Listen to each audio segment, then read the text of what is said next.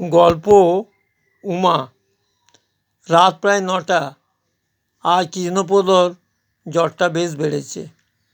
বাবা, একটু গরম দুধ খাও। তোমাকে কতবার বলেছি অত অনিয়ম করো না। কে শোনে কার কথা? এবার বোঝো। উমা বলতে থাকে। কৃষ্ণপদ গরম দুধ খেয়ে একটু চাঙ্গা হন। বলেন, শোন, তোর মা তার সব শক্তি আমাকে দিয়ে গেছে, কিচ্ছু হবে না। এখন তুই এক কাজ কর তো, কাগজ কলম নিয়ে এসে জেলাশাসক ও অঞ্চলের গুণীজনদের কয়েকটা নিমন্ত্রণপত্র লেখ লাইব্রেরির উদ্বোধনে উপস্থিত থাকার জন্য। উমা কাগজ কলম নিয়ে আসে। প্রথমে কাকে লিখবো বলো জিজ্ঞাসা করে।